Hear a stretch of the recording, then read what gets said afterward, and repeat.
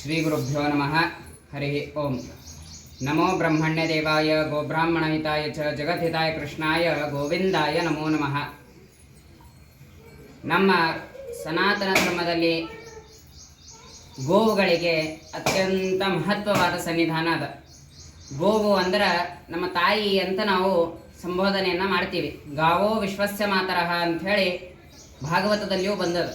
ಆ ಕಾರಣದಿಂದ ಆಕಳನ್ನು ನಾವು ಅತ್ಯಂತ ಪ್ರೀತಿಯಿಂದ ನೋಡ್ಕೊಳ್ಬೇಕು.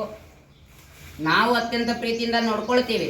ಆದರೆ ಕೆಲವಷ್ಟು ಜನರಿಂದ ಗೋಮಾತೆಯ ಹತ್ಯೆ, ಗೋಹಿಂಸೆ ಅತ್ಯಂತವಾಗಿ ನಮ್ಮ ಈ ಭಾರತ ದೇಶದಲ್ಲಿ ನಡೆದದು. ಭಾರತ ಅಂದ್ರೆ ಒಂದು ಧರ್ಮದ ಪ್ರದೇಶ. ಆ ಧರ್ಮದ ಪ್ರದೇಶದಲ್ಲಿ ಅಧರ್ಮದ ಕಾರ್ಯಗಳು ಬಹಳ ನಡೆದಾವೆ. ಬಹಳ ಅಂದ್ರೇನು, ಗೋಮಾತೆಯ ಪ್ರಾಣಕ್ಕೆ ಸಂಕಟ ಒದಗಿರೋದಾಗಿರಬಹುದು, ಸ್ತ್ರೀಯರ ಮೇಲೆ ಆಗ್ತಕ್ಕಂಥ ಅತ್ಯಾಚಾರವಾಗಿರಬಹುದು. ಇವೆಲ್ಲವೂ ಅತ್ಯಂತ ದುಃಖದ ಸಂಗತಿಗಳು. ನಮ್ಮ ಮೇಲೆ ನಮಗೇ ಒಂದು ಥರ ಅಪಮಾನದ ಸಂಗತಿ ಇವೆಲ್ಲ. ಆ ಕಾರಣದಿಂದ ನಾವು ಸನಾತನಿಗಳಾಗಿ, ನಾವು ಹಿಂದೂ ಧರ್ಮದವರಾಗಿ ಈಗ ಧ್ವನಿ ಎತ್ತುವ ಸಮಯ ಬಂದದ. ಇದೇ 27ನೇ ತಾರೀಕು, ಏಪ್ರಿಲ್ 27ನೇ ತಾರೀಕು ಗೋಮಾತಾ ಗೌರವದ ಅಭಿಯಾನ ಅಂಥೇಳಿ ಒಂದು ಅಭಿಯಾನ ಅದ.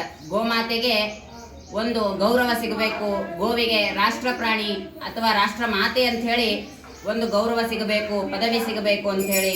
ಆಮೇಲೆ ಗೋಹತ್ಯ ಸಂಪೂರ್ಣವಾಗಿ ನಿರ್ಮೂಲನ ಆಗಬೇಕು, ಗೋಹತ್ಯ ಸಂಪೂರ್ಣವಾಗಿ ನಿಲ್ಲಬೇಕು ಅಂಥೇಳಿ ನಾವು ಈ ಭಾರತದಲ್ಲಿ 5,000 ತಹಸೀಲ್ ಆಫೀಸ್ ಇದ್ದಾವೆ.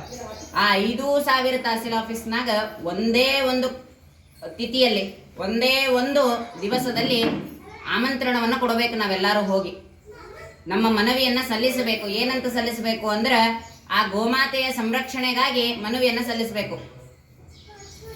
ನಮ್ಮ ಗೋಮಾತೆಯ ಹತ್ಯೆ ನಿಲ್ಲಬೇಕು, ಗೋ ಸಂರಕ್ಷಣೆ ಆಗಬೇಕು. ಆಮೇಲೆ ಗೋವಿನ ರಕ್ಷಣೆಗಾಗಿ ನಾವು ಧ್ವನಿಯನ್ನು ಎತ್ತಬೇಕು. ಎಲ್ಲ ಭಾರತೀಯರು ಒಗ್ಗೂಡಿ. ಇಲ್ಲಿ ಯಾವುದೇ ಧರ್ಮ, ಜಾತಿ, ಮತ, ಪಂಥ ಯಾವುದೂ ಬರುವುದಿಲ್ಲ. ಇದು ಗೋ ಸಂರಕ್ಷಣೆ.